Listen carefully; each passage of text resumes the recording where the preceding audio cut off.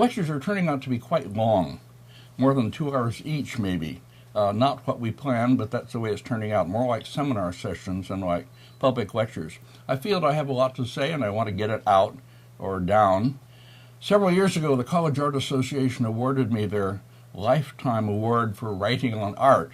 Now they'll have to make up a new presentation, especially for me, called the Seems Like a Lifetime Award for Prolonged Talking About Art. But since by the time you hear this and see me saying it, it'll be out of my hands and into yours, you can fast forward, you can do whatever you want to, turn off the sound. The point is that the full-length version will be there for people who want to take the time and trouble to watch it and listen to it. And this late life purpose of mine will have been fulfilled, that is. Well, this lecture will be a bit shorter than the first, maybe, I hope, because although it's about the art of a long period, the Han Dynasty, there still isn't much real painting from the Han Dynasty to show. I'll show what there is and some other kinds of pictorial art, stone engravings especially, although there's a lot more that I'm not talking about. A word before I go on history.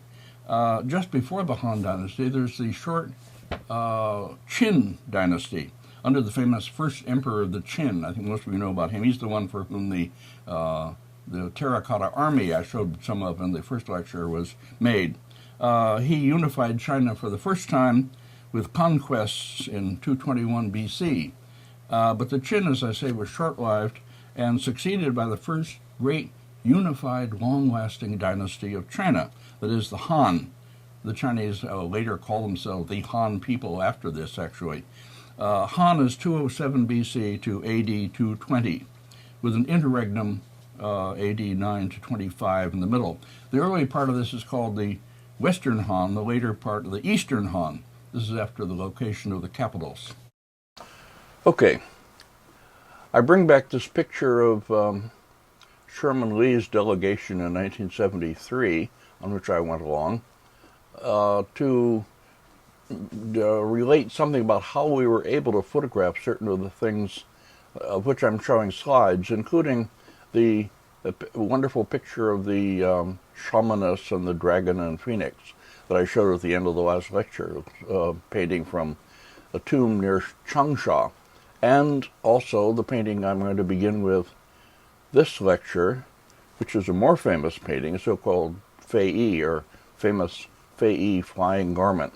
Okay, what happened was this. The person in the upper left here, in the picture, this group picture, smiling, glasses, upper left anyway, is Tom Chase. Tom Chase is not an art historian, he was a scientist, and he was the head of the Freer Gallery's technical laboratory. He was a successor to John Gettens, who founded the laboratory. Gettens, while I was there actually, he came to work at the Freer and persuaded them, he persuaded them first to build the laboratory and then came to work in it to be the first occupier of that post.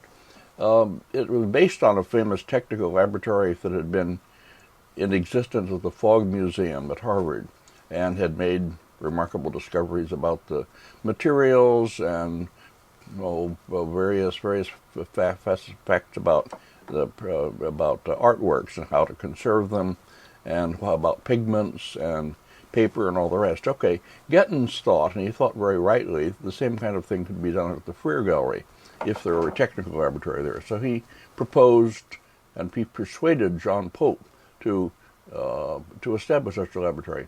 Okay, Tom Chase, seen here, was the successor to Gettens, and came along on this first delegation to China in 1973. Well, the point is that when we were in Beijing, we were saying things at the Palace Museum, and Tom Chase persuaded our hosts, to let us go to the Palace Museum's conservation buildings, where they remounted and did various conservation work on the objects before they were exhibited. So we did, and we spent one remarkable day. I could describe it at great length. It was not only paintings, it was a lot of other quite wonderful things that we were able to see. But we went into the painting conservation rooms, and there on a table was were several paintings, but one of them was this painting of the shamaness and the dragon and phoenix. And we asked them, can we photograph this? And the people there were the mounters, not technicians or whatever, or not high-ranking people. The mounters had no objection at all. Said, sure, go ahead, they said. So we wildly went ahead and made lots of details from the paintings. And then we walked into another room, and there hanging on a drying board was the famous fei, flying garment. And we had seen copies of this, replicas of it in museums and exhibition outside. And we asked in some wonderment, is this the real thing? And they said, oh yes, this is the original one. So again, we went wild with our cameras and flashes, making pictures of the fei, and brought back the first details, the first detailed pictures, and the first original slides from our trip. It was one of many extraordinary things that we were able to bring back. In the same restoration laboratory, by the way, was a famous hand scroll, the Qingming Shanghetu Spring Festival on the River, which we had asked to see and had been told we couldn't see it because it was being remounted. But here it was, and again, we asked them, can we look at it? Can we photograph it? And oh, just yes. So they rolled it out at full length on the mounter's table, which is quite long, and we went wild with our cameras and flashes. I remember I shot 55 slides from that one hand scroll in the space of just about nothing. Here we have the last slides that I showed in the first lecture, at the end of the previous lecture, that is. We had finally arrived at looking at a real painting in real slides made from the original. In some ways, this is, for obvious reasons, the ideal way to look at a painting, to see real slides from the real painting. There's nothing quite equals it in conveying certain qualities of the work of art that you can't see otherwise. So we go back to Changsha, to this site in southeast China in Hunan province, at this place called Mawangdui. Mawangdui, you remember, where the shamaness and the other late Zhou painting, the one of the man riding the dragon, were found.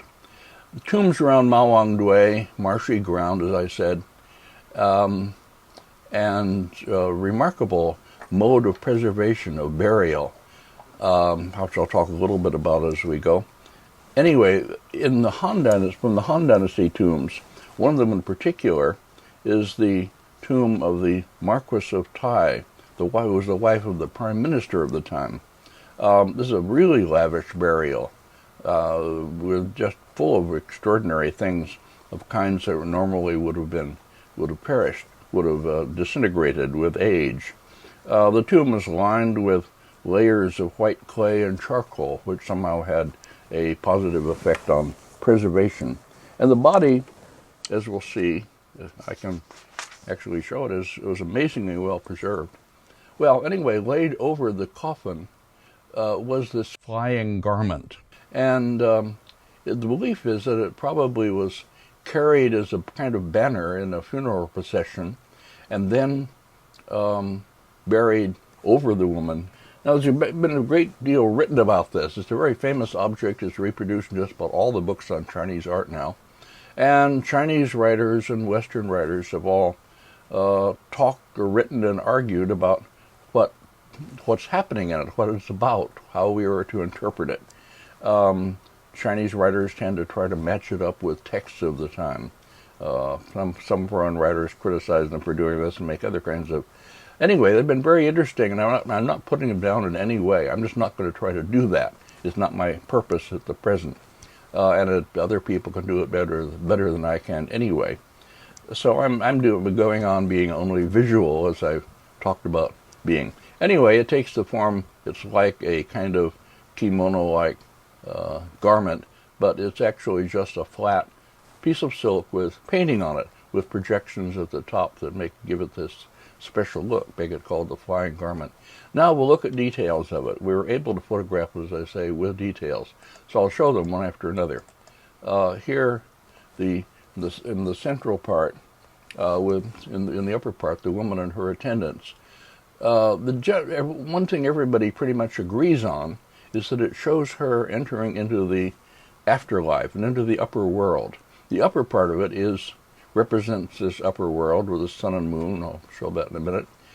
And the lower part, her real life, the life she is now leaving. And here you see her leaning on a cane with two people in front who are presumably emissaries from the next life who are welcoming her. And behind her, several of her attendants standing overlapping one another. And they're standing on a base, white painted with a design. We have a detail of that, so let me give you the detail here. Next slide, the detail. You see her robe is painted with a very rich design, which must reflect or must transmit her real robe. Something of her age is is conveyed in her leaning on the cane and in her general posture. She wears some kind of hair ornament, gold hair ornament maybe, of a kind that we know of. The rich red color on her sleeve and on her neck. Anyway, and shown in strict profile, but very recognizable. The amazing thing is that the woman herself, the actual body, next slide please, was preserved. The upper part of this slide shows the open coffin, and she was wrapped in layers and layers and layers of silk, tied as you see. And when they took her out of all this, she was well enough preserved that she was actually rather limber. They could bend the joints. They were able to do an autopsy and find out what she had died from and what she had eaten for her last meal, and so on. And a lot of things about her. It's really quite extraordinary. But what I'm bringing this on to say is that the excavators made the extraordinary observation that the picture of the woman in the tomb matches quite closely the woman herself. Okay. Well, this is certainly the only case in pre-modern art history where you can match up the woman against the original against the portrait. She is still to be seen, I'm told, or at least when last I heard, pickled in formaldehyde in a glass case in the museum in Changsha. Apparently quite well preserved. I haven't heard anything recently, but she was. This is in contrast to poor Chairman Mao, who was similarly pickled in the Mao Mausoleum in Tiananmen Square in Beijing. He apparently didn't hold up so well, and I think they had to take him away or something. Anyway, both of them were pickled and put on view, much anticipating Damien Hirst and his shark and sheep. A dumb idea. Anyway, okay, well, that's beside the point. Now, going on with the fei, with the flying garment, another detail from that. Next slide. Now, here is the sun in the upper part, upper right of the fei, and the sun is occupied by a raven, as it is in Chinese mythology. And down below, you see a whole series of other suns. These are the additional suns that were in the sky for a time and were burning up the earth. So the earth was about to perish from burning up until a famous mythical archer shot down all the ones they didn't need, all but one, leaving only the single sun, thereby saving the earth. Okay, and around them is a whole series of mythical creatures, dragons and serpents and tigers and so on, making up a rich design. Next slide, please. Down in the central part, really quite extraordinary tangle or design of intertwined serpents and dragons and creatures of all kinds, and two harpy-like bird creatures with female heads below, and long, anyway, you see it all, and an extraordinarily intricate intertwining. Besides that, what is not ordinarily noticed is that the scales on these creatures are, some of them, touched up with white to make them stand out, to make them come closer, really. And in fact, as you follow a serpent, like this gray one, from one part to another, you see this white touch highlighting, I guess you'd call it, lighter and darker, which makes it kind of undulate, move in and out, as if rising and falling from the surface. And this is true also of the jade B disc here, which is the thing that they are coiling through. Okay, quite amazing.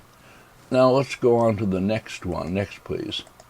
Here we go. This is below the woman, and represents, let's say, the underworld and also sort of real life, so to speak. Now, Max Lohr, who writes about this painting, of course, in his book on Chinese painting, ends his paragraph on the painting by writing this, quote, "The conquest of the third dimension, depth, was yet to come," end quote. Well, yes, that's the way it looks. And it looks from the reproduction, which is probably all that Max had to look at. But if we get it in close again, and see things that Max Lohr was not able to see from these slides from the original, we see a lot of other things. Things like the undulations of the dragons, which I was showing in the previous slide, produced by the kind of rhythmic variations in the white used on the scales. And of course, all that overlapping. Jerome Silbergeld, in his book, Chinese Painting Style, has a good reproduction of this painting and discusses it very intelligently and definitely on the right track, which is generally true of Jerome. And he points out ways in which it isn't simply flat. He says, for instance, this support figure down here, seen right in the middle of the present slide, red, holding up the thing with the whatever floor on which other things rest, that he is represented with his upper arms as if foreshortened, as if reaching out, in other words. That's a good observation. And I, however, am going to talk more about the section just above that. Here we go. Here's a really close-up, detailed slide, seeing things that, as I say, you'd never be able to see even in the original, in the case. And taking advantage of the special technical super whatever sharpness of photography. Okay, here is what seems to be a kind of funerary sacrifice, whatever, going on, probably in the deceased woman's home, let's say, before her death or after her death, let's say. Anyway, it's unclear. I'm not trying interpretation, but I'm saying I'm really talking about it visually. Now, what we have here is really quite extraordinary, if we start really looking seriously. As you see, there's a group of bronze vessels lined up in the foreground, to the front, very big, and two Hu vessels with designs on them at the left, one very much like the other, and then three tripods, bronze tripods, without the designs drawn on them, but drawn exactly like tripods of that period looked. And what is quite extraordinary is that the tripod at the left of the three is drawn in rather heavier line, as you see, and the one next to it and behind it drawn in very light line. Now this creates an effect of one thing being nearer and the other further. In later times, we'll see a device called atmospheric perspective, by which further things are drawn lighter and paler and vaguer, so as to suggest the intervention of atmosphere or fog or whatever between the near and the far. Okay, this is a very effective device visually. Now, obviously, that isn't what's happening here. You don't have fog between the two tripods, and they didn't mean that. But it still works to make the one on the left come forward a bit and the one behind it go back a bit.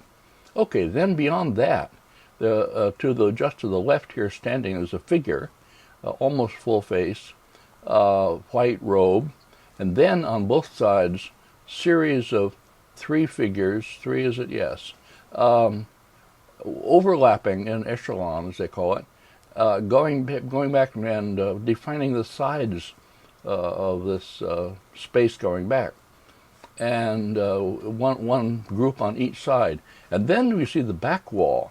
And here, on a shelf up above, are vessels of various kinds lined up, recognizable, and they are drawn without any outlines at all. So you go from heavy outline in the foreground ding vessels, tripod vessel, to a lighter one just behind it, and then way back to vessels that have no outline at all. It's very effective visually. And then down below you have some kind of canopy-like thing with a design. A new book by Wu Hong, The Art of the Yellow Springs, Understanding Chinese Tombs, of which he kindly sent me a copy, on page 131 contains this passage, quote, "Some scholars have identified this object, which rests on a low stand and has a patterned surface, as Lady Di's coffin. But instead of being a rectangular box, the image is flat, with a soft, round contour. It is more likely the woman's corpse, which the ritual canons require to be placed on a couch, covered with clothes and shrouds, and offered food and wine. In other words, this image represents Lady Di's corpse in the mourning hall, as stated in the Book of Rites," and he quotes, "The corpse on the couch is called a shir, the laid out," end quote.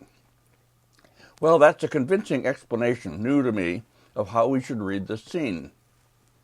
At any rate, what this does is define the foreground plane, the receding sides with the groups of figures, and the far end, the plane, of what the old art historians used to call a space cell. The artist, that is, has defined a kind of cell of space by indicating the foreground, the receding sides, and the far end. Really extraordinary for the Han dynasty, for the 2nd century BC. I don't know if I gave the dates, but that's about it. So this is, I say, really quite remarkable. Okay, enough for that. And I wanted to really emphasize that as the kind of thing you can only do from close-up original slides, or the kind that I used to make all the time. Now, in another tomb, not the one of the Marquis of Tai, but in another tomb, I think it is her husband, there was found a big painting called A Ritual Gathering. This one is almost a meter in height and about 2 meters in breadth or length, but maybe a bit more than that. And it represents a kind of assembly or gathering of some kind, or procession of people and horses on what seems to be an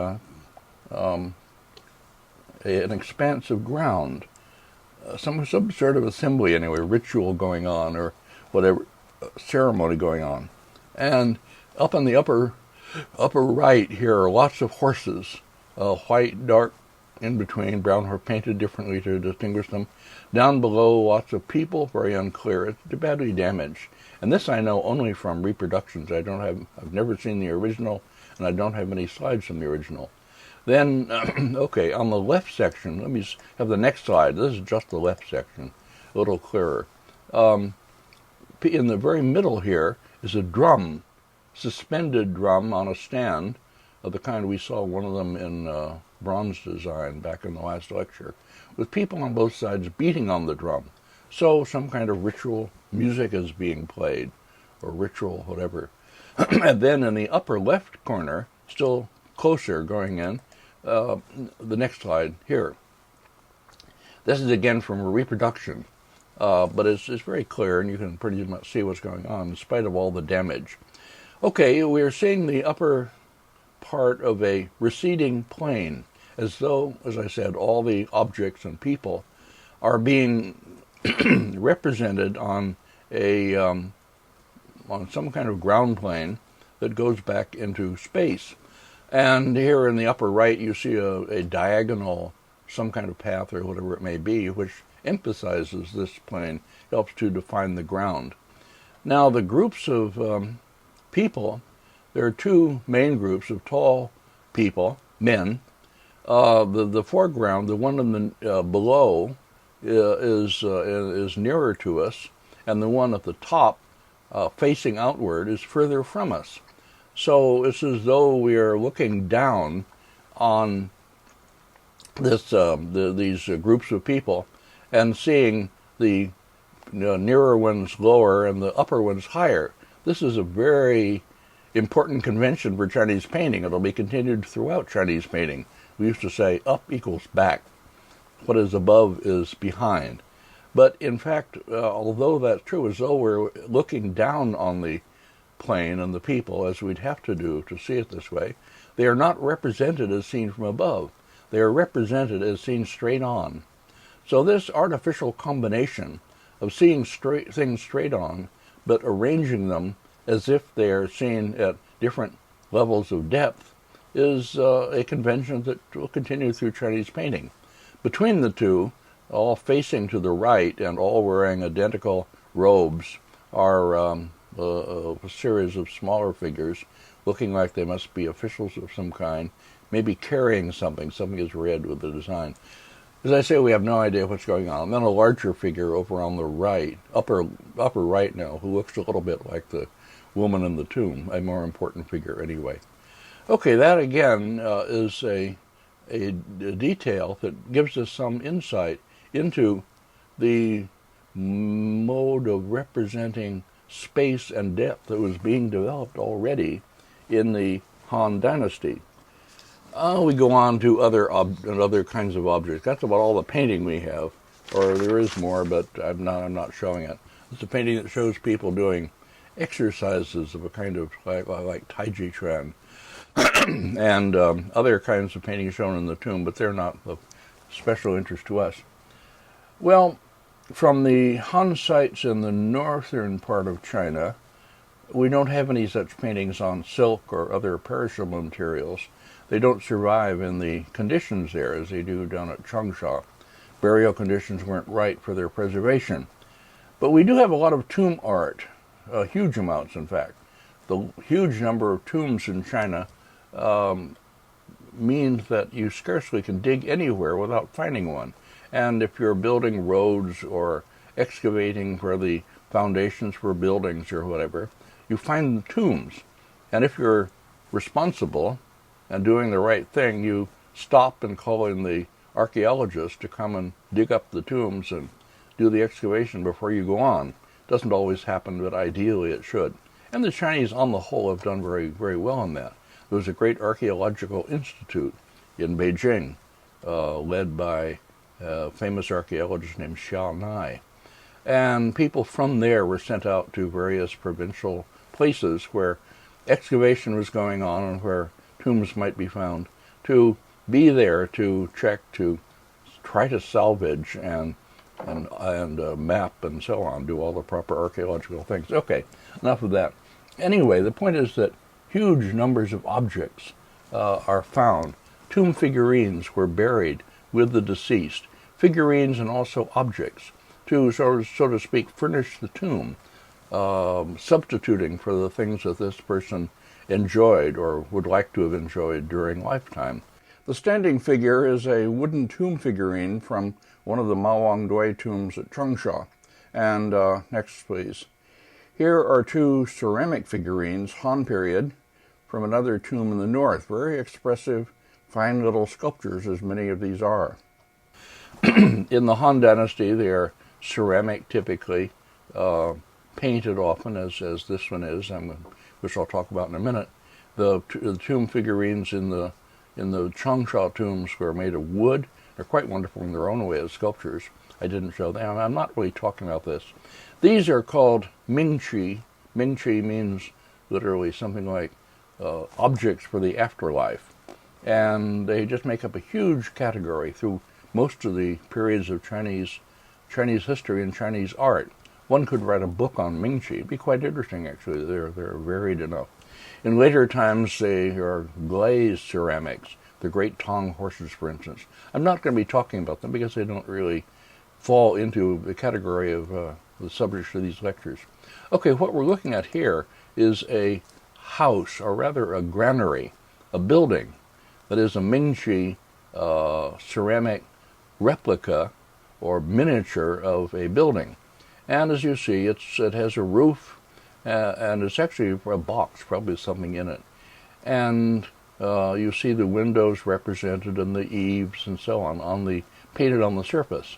And then in the lower story, you see an open view of what's happening inside the granary.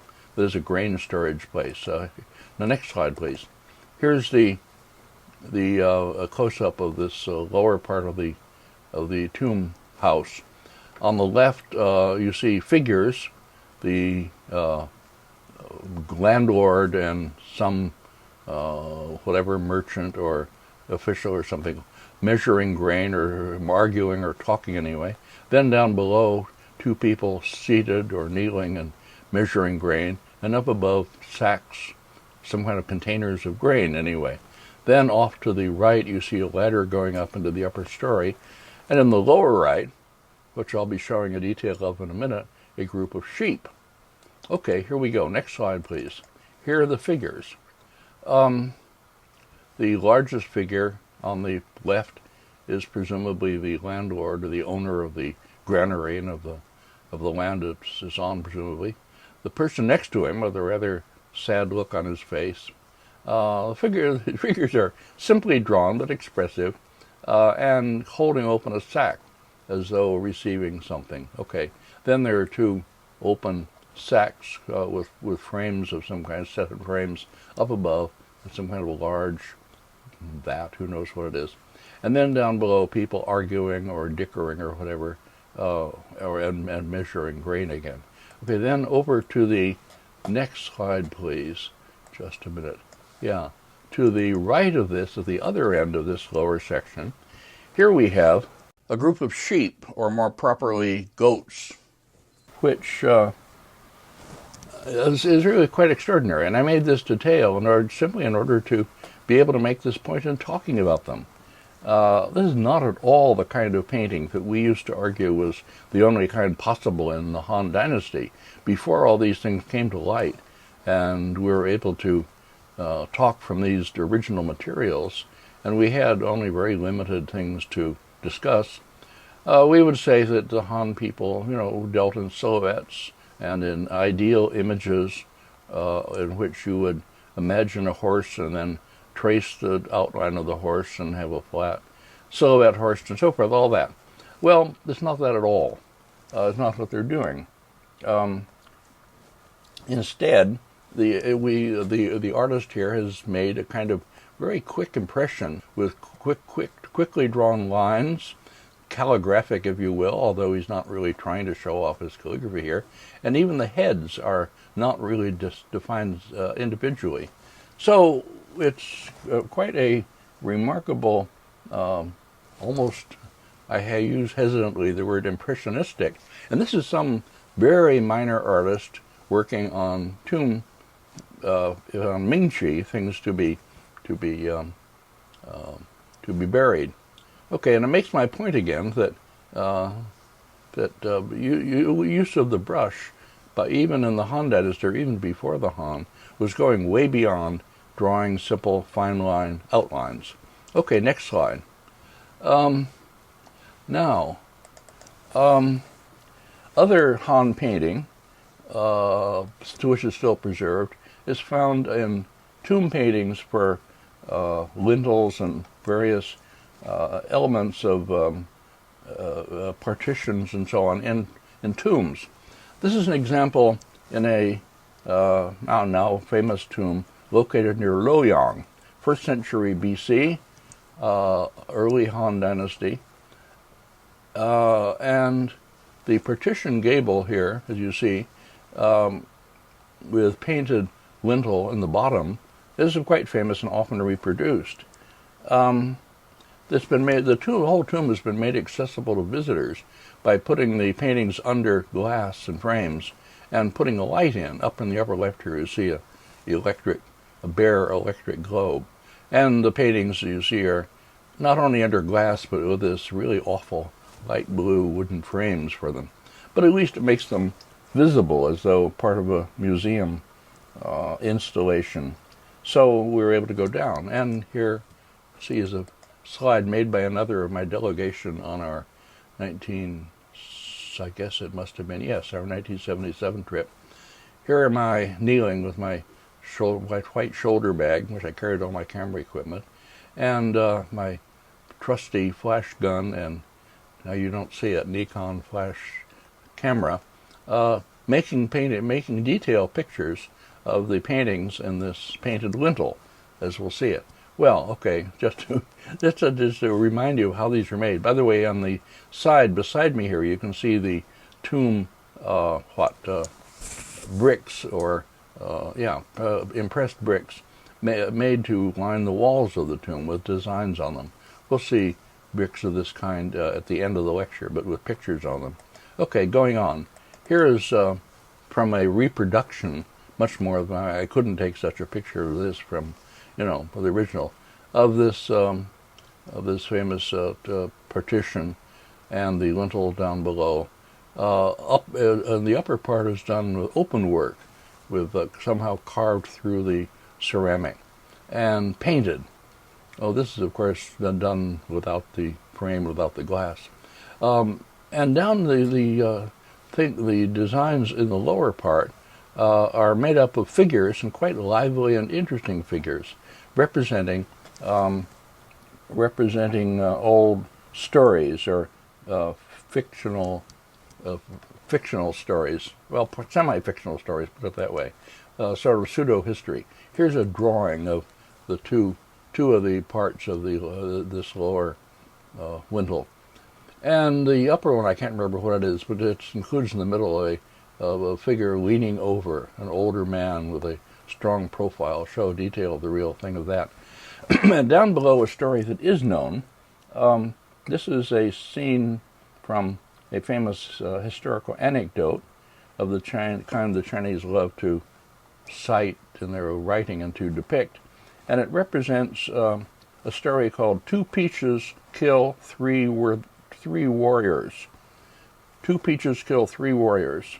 This is reproduced in various books and discussed there anyway. It's a story from the late Zhou period.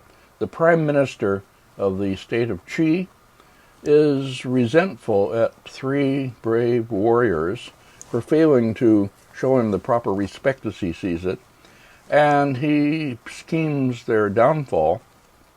He suggests to the Duke that he send them two peaches, with the suggestion that they divide these according to their personal merits, which of course they can't do. They consider themselves equal as warriors, and peaches are not easily dividable, as you know. And anyway, the story goes on, and the outcome is quite complex, but it ends with the death of all three of them. Two of them kill each other, do that, or one commit suicide. Anyway, they're honorable people, but they can't resolve this question of which two of them get the peaches. And then the third is forced to commit suicide. So they all end up being killed anyway. Now here is a next slide. Here's a detail of that old man leaning over that I showed. Very expressive. The face, much larger than in real life, with a bright painted mouth and eyebrows and eye and so on. And the two hands, quite expressive, reaching out in front of him as if sort of cupping something. I don't know what the story is in this case, I can't remember. But very expressive gestures. On the next, here's the other side, a detail from the other side, in which we're seeing a banquet, or the preparations for a banquet. And we see a charcoal brazier, some kind of stove thing here in the center, and somebody holding over it a piece of meat on a skewer, roasting it. I don't know what the figures off to the left are doing, I don't remember. But you see hanging in the kitchen here, slabs of meat and even a ox's head over here slightly to the right and above the person who's doing the cooking. Anyway, a preparation for a banquet going on. And behind, actually, hills. Well, I'll show another picture that shows this more clearly. It's being done outdoors, in other words, cooking outdoors. Here's a detail. This is one of the details that I made. And you can see the actual brush drawing and the hanging head of the ox up above, and the flames quickly drawn. Well, these are modest in their way, and they're done by some artisans, but but done with some, well, energy and feeling. You notice, by the way, that the forearm of the man holding the skewer is exposed and has hair on it, indicating his low-class status. His mustache, no, not necessarily, but anyway. Okay, next, please. And then here's another scene from the other end of that lintel, and it shows figures. I don't remember what the scene is, but figures outdoors. At the right is some kind of monster, and then people standing in front of it, confronting it. And behind them, hills, very simply drawn, repeated. Well, we'll see this convention of indicating a landscape by having repeated hilltops in things we'll see later in this lecture. But the figures are very clearly distinguished in every way. The one at the left is another grotesque figure. Here he is, next slide. Next, here with bulging eyes and teeth exposed and big head and so forth. The others are more genteel, more refined and so on. This one with a yellow robe, yellow-brown, and stands, with his mustache and beard, more, anyway, gentlemanly. Okay, these are, as I say, interesting, just as even painters, very minor, by some very minor artists, but still of some considerable interest. Strong characterizations and lively drawing. So these unknown artisans really expand our understanding of what Han painting was capable of. From such humble works as these, we have to imagine what the great wall paintings in the palaces were like. Paintings that we know, of course, only from texts. And there are numbers of those. They've been translated from the very beginning. Sichuan translated, I remember some in his The Art and Architecture of China book, and so on. So we know quite a lot from text, and I'm not going to do that because, I say, this is visuals, and visuals don't include stories from text. Okay, the next slide, please. In the Boston Museum of Fine Arts is another set of hollow clay tiles that originally made up this kind of partition and lintel in a tomb near Luoyang, reportedly. And it represents probably people who have come to view an animal fight, a bear fight. I had a detail of this in my Skura book. Max Lohr reproduces it, so on, quite famous. And you can see it in the Boston Museum of Fine Arts under glass. The subjects, I say, seems to be people who have come to be entertained at a bear fight. We'll see the bear in a minute. Here are a group of gentlemen standing, confronting each other, paired. The two at the left, particularly interesting, and they're the people I'll show later. I had in my Skura book. Anyway, the artist, the painter, pairs the figures to interrelate them to make space between them. And the two at the right, for instance, are definitely one further back, one nearer. And the space between them is very clear. They almost mirror each other, something like anyway. But the point is that this is an early way, and very effective way, of giving some sense of space in the picture. And they are distinguished, differentiated by facial features, by posture, by all kinds of different things. Then the figure standing in the center, and then the two figures, I'll show them in detail in a minute. Yes, next please. Now this is the detail, it's not so good really, from my Skura book. And at that time there wasn't much else to be seen of Han art, so I discussed these as rare examples of Han art. Now we have things that are more interesting, or at least as interesting. And we see their faces are drawn from different angles. One profile, one sort of partly turned upward, wearing mustaches, and they interchange glances.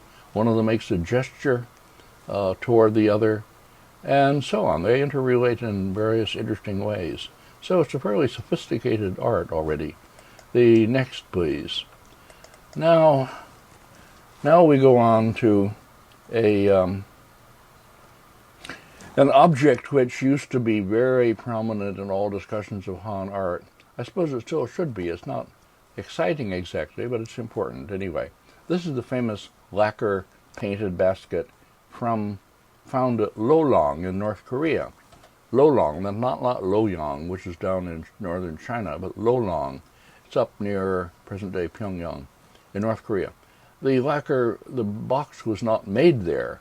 A lot of things made in Chinese factories and sites were taken far away to Han colonies. And Han had colonies and sort of widespread. And they can somehow often be identified by inscriptions on them that tell the name of the maker and where it came from and so on. Anyway, this is a Chinese object. We don't know where it was made, but found in Lolong. It's still there. People have seen it. It's still in a museum there. And it's a woven basket and with paintings on it on the panel, which is revealed when you take the top off and so on. In the, I think, the detail here, two of the long sides of these panels under the lid, and the people who are represented in this case are the so-called paragons of filial piety. Paragons meaning people who were exemplary or behaved in exemplary ways toward their parents or grandparents. Filial piety was that, being filial, being like a proper son. This, of course, was very important in the Confucian system. The Confucian system emphasized a very strong society, well-organized, stable, made up of clear relationships between people in various ranks. And the son was filial toward his father, the wife behaved in a wifely way toward her husband, the subject toward the ruler, the younger toward the aged, and so on. And if everybody played their proper roles and acted properly within this system, the system was stable and prosperous in principle, at least. So, okay, Confucian texts and Confucian painting is made up in some considerable part of designs of this kind. Now, we'll see others of them as we go on. Sometimes also they represent heroes from history and so on. These are identified by written names beside them. This is in lacquer, you understand, painted lacquer. We saw some painted lacquer in the previous lecture, and I talked about how it's a very stable material which can be well preserved. Okay, various stories, which I could go on about the stories, but I won't. The guy down below in the lower right is feeding his old father rice, which is already chewed himself to make it more easy to swallow and digest. And you have a screen behind one of them here in the upper left. There are a few objects in the picture, but mostly they are paired with each other, like the figures in the Boston tile we were just looking at, in lively poses that have something to do with the narrative content. Mostly figures are seen in profile or three-quarter view. See, next please. Here, the end of the basket, figure in the center is seen full face, but that's rare in Han art. Typically, they avoided that and show them, well, one seen from the back with his head turned and so on. There are also figures of famous ministers and warriors, whatever, occupying other panels on the basket. Well, as I say, there's a lot of moralizing going on in Han art.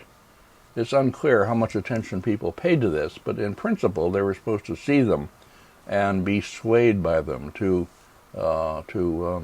see the figures and be inspired to emulate, to imitate their virtues.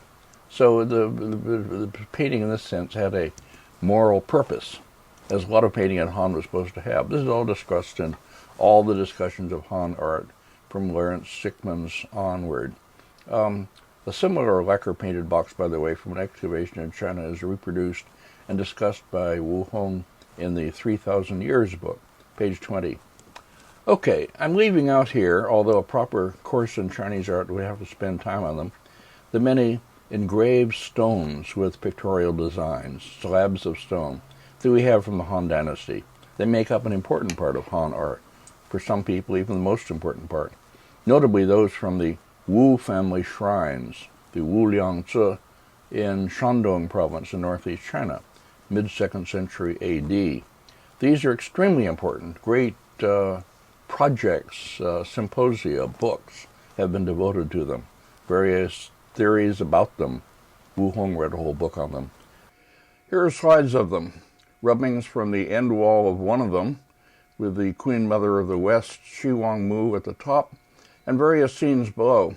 The other one depicts the battle on the bridge, a scene from legend or pseudo-history. As you can see, the pictures resemble the late Zhou bronze design, such as the design on the Yanning's Hu that we saw, in showing figures flat and mostly in profile, arranged on ground lines and so forth. That is to say, they're very old-fashioned.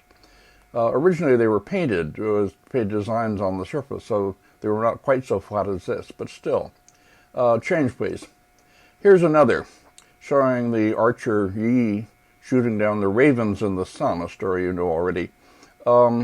It's highly formal, as I say, deliberately old-fashioned, not using the more developed pictorial styles that are already available in the period. Why they're in this style is a matter too complex to take up here. Interesting, but not for us. Okay. Next two slides, please. The same is true loosely of lots of stamped tomb tiles from the north. These are from around Luoyang, with designs of figures and so on. Here are the archer and the birds in the tree again. The right one, by the way, is a rubbing. I'll talk about what a rubbing is a bit later. The left one is the original tiles. Next, please. Two slides. Two more groups, real tiles on the left and rubbing on the right. The figures are elongated, some of them, as you see, like German expressionist figures. One might think of Lionel Feininger, for instance. They're interesting, but again, not displaying the furthest development, pictorial development in late Han art toward integrated pictures, especially in landscape, which is what mainly interests us. For those, we need to go elsewhere. Well, they are highly formalized, maybe deliberately archaistic, but not really so much to our point. More to the purpose for our point are a series of, here we go, a series of tomb tiles, next please, yes, found in southeast China and Sichuan, southwest China, southwest province of Sichuan, and it's with these that I'll end this lecture on Han art. They're found generally in the Sichuan area, and they're tomb tiles of the kind I showed in a picture of a tomb, the one in which I was seen myself. Some of them have, most of them have figural designs, some of them landscape designs you'll see. Some of these are reproduced in the various books we have. They're found generally in the vicinity of Chengdu, the great city in Sichuan, and they date to the latter part of the Han period, maybe the 2nd century AD. And they seem to represent a tradition of relatively realistic, relaxed representations, which may have been stronger down there in this relatively provincial place. Not so provincial, it's pretty sophisticated. But at any rate, not really the center of this center of Chinese administration and so on. And it's quite they're quite different. For instance, if you compare them with these engraved stone slabs in Shandong, as I was talking about, which are more or less contemporary, but which are highly formalized and unrealistic. These, for my purpose, are much more interesting. Okay, technically they're made of clay. They are made in molds, presumably wooden molds, which must have had designs carved in them, engraved in them. Designs which come out on the bricks in fairly high relief. That is, they're not just linear or flat designs. They're about 1.5 feet in width, and were used to construct the walls of the tombs. They are, as I say, made in molds, and they repeat. That is, you can find the same ones in one tomb and another. They're not made specifically for each tomb. They don't represent that occupant of the tomb, but represent instead idealized scenes from the life of an idealized deceased, someone of some power and influence and so on, who's seen typically enjoying a good life. Okay, here are two of them anyway, showing here the one on the right, someone who looks like the ruler kneeling on a platform or sitting on a platform at left, and people kneeling in front of him. Series seen, a group of them seen in back view in the foreground, and then further back, two of them kneeling on some kind of mat and holding objects of some kind which they are presenting. So these are people presenting their allegiance or whatever to this person of higher rank. These figures are arranged, and the objects are arranged to bring out very strong ground plane, floor plane, and clear space, and they turn to each other and gesture to each other and so on, as before. In the one on the left, there are entertainers who are dancing and juggling things, and various kinds of objects placed around tripod vessels and so on.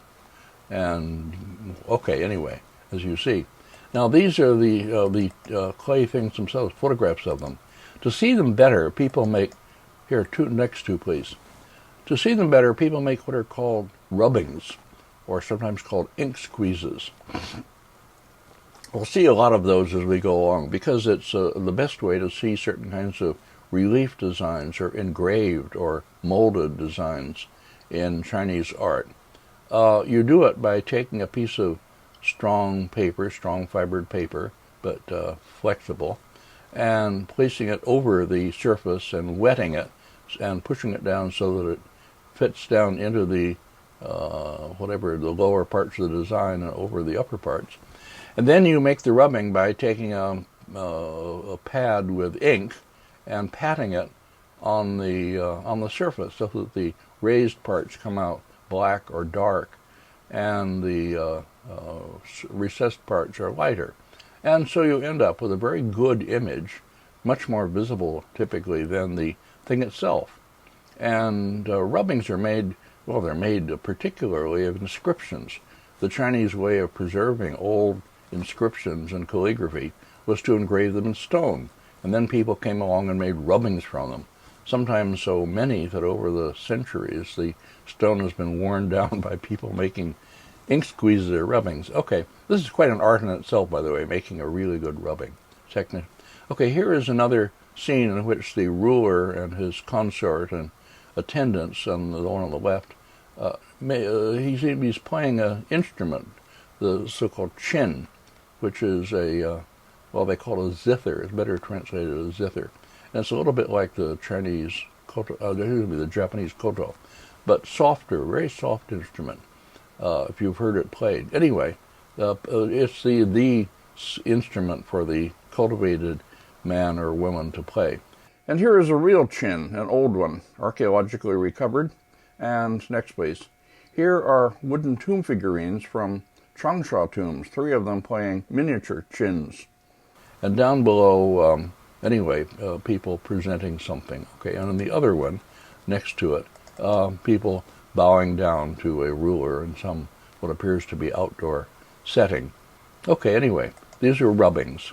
Here are 2 more outdoor scenes, the real tile on the right, or rubbing on the left.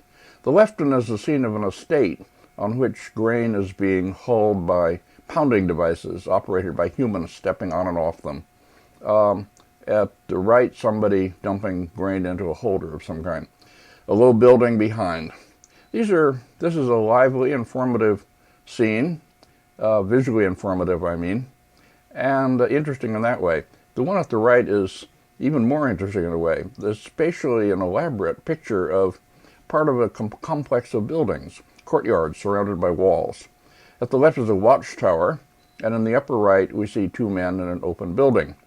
But the drawing of the walls is especially interesting. The horizontal wall on the front, the bottom that is, and above it, are drawn upright. The front one has a gate in it. The 2 walls at the sides, right and left, running vertically, are shown just by their tops, as if you're looking down on them. But the one running up the center, a bit diagonally, so that it's seen from an angle, is foreshortened. And that's interesting. Architectural drawing is not our theme, but it's worthwhile noting it all the same. It's another technical advance in visually truthful representation of objects in space, and in that sense another step in our style historical account, which I'm trying to make. I put beside this tile a photo of a Chinese courtyard house taken from a nearby tower or pagoda, showing how visually true the depiction of walls on the tile are. The watchtower at the left and the building at the upper right, to be sure, are seen only from a very slight elevation, almost purely straight on. And likewise, the figures are seen as if straight on. This is a convention, the standard Chinese convention by which things located at whatever distance are seen as if straight on, not from above. On the other hand, the walls are, as you see, the walls are as observed, quite remarkably. Those running horizontally are somewhat foreshortened. The one running vertically at the far right is seen only as a roof, and the one running diagonally up the middle is seen quite a bit foreshortened, much foreshortened. And this is exactly as we see the walls in the photograph.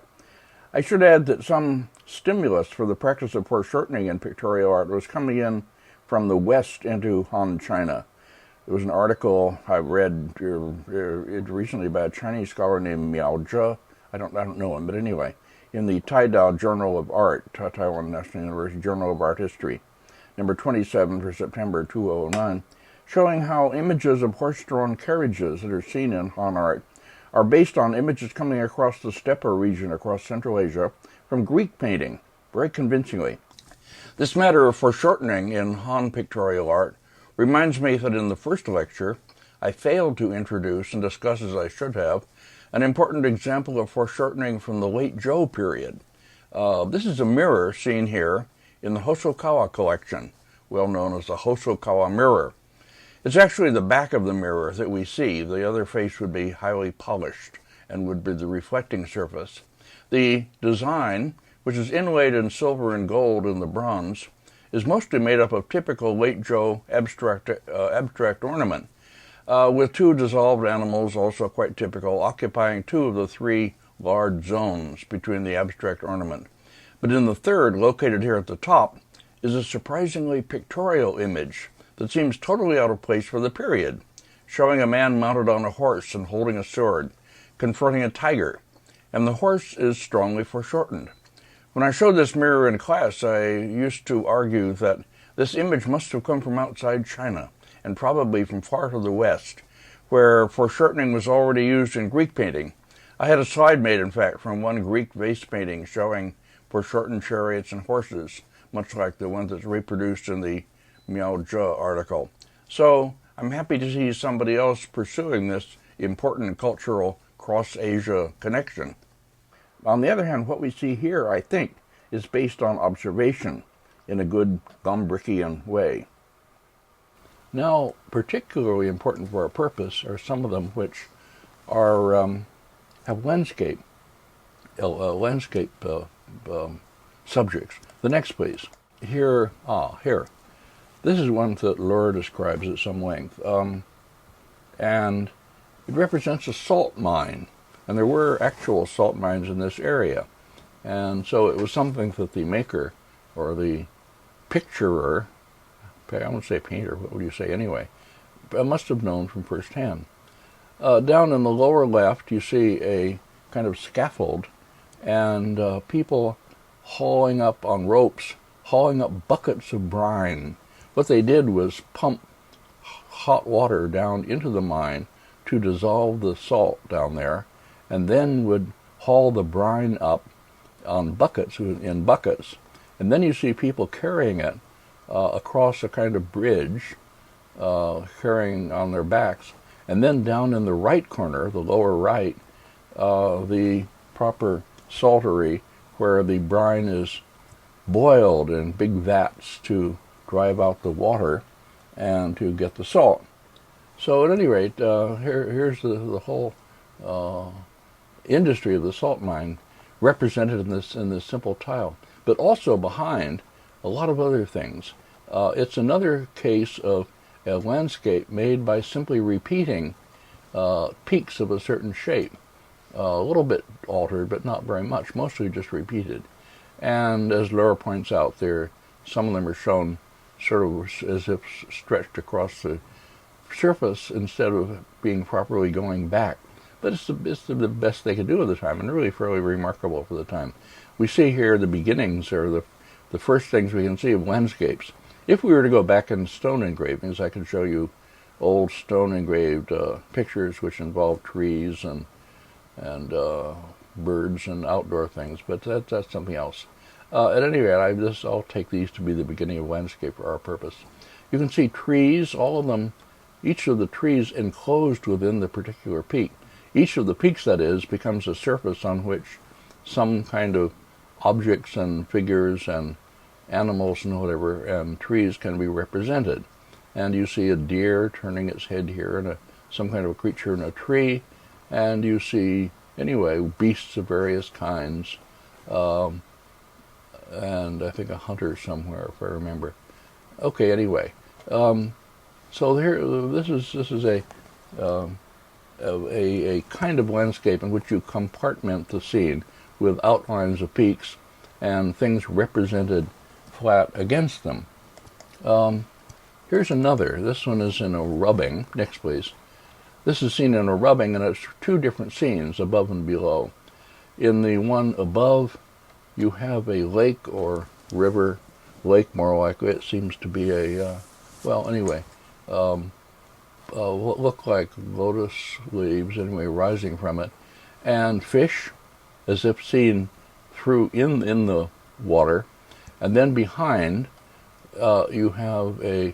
you see geese, several of them on the water, and then gradually rising and flying away. And if you follow it, you see them making their way and flying off in the upper left.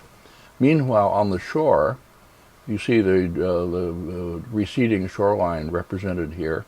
On the shore are two archers kneeling and shooting arrows at the geese in flight.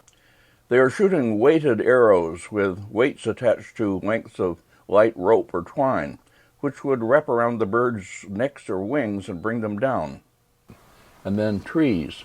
Really quite a fine scene. I mean, a remarkable scene in which the artist here represents depth by defining the surface of the water with the various elements, the trees, the lotus leaves, the geese, and also by the receding shoreline, and then by positioning the archers, all together a quite coherent, well-organized scene, which is easily readable and really very effective. Down below, you have an agricultural scene in which the figures are workers on some farm, fields in the estate of the deceased person, presumably, and they are flailing, they're harvesting grain, and the one at the left has carrying some of it over his shoulder. Okay, again, lively images. One can only, as I say, sort of imagine from these what landscape representations in painting must have been at this time, how the people might have responded to these representations. We can read in texts about various kinds of painting that were done at the time, which were paintings of some kind of landscape. There was a painting of the Milky Way, which seems to have been a picture of a river in summer, that made people who see it feel hot, as though they were really in the place. Or a painting of the north wind, which made the viewers feel cold, shiver. That is to say, the imagery in the painting aroused the same feelings, if the painters were successful, as the real scenes in nature would have aroused. The people looking at the paintings were supposed to respond to the paintings as they would as if there were real people and real scenes in them, and the paintings in that way somehow substituted for the real thing. And in some part, this was a moral purpose, because the things represented and the people represented will have some sort of moral message, like the Confucian paragons of filial piety, but others are just ordinary scenes like these, which made you feel comfortably outdoors, whatever it may be. Okay, here's two more of the last two slides. This is the tile itself, not a rubbing. Michael Sullivan, writing about this, calls it, probably rightly, a picture of a woman entering a mulberry grove. You see a gate down at the lower left, and it does seem to be a woman entering. Mulberry leaves were used to feed silkworms, and gathering mulberry leaves was a kind of traditional occupation for women.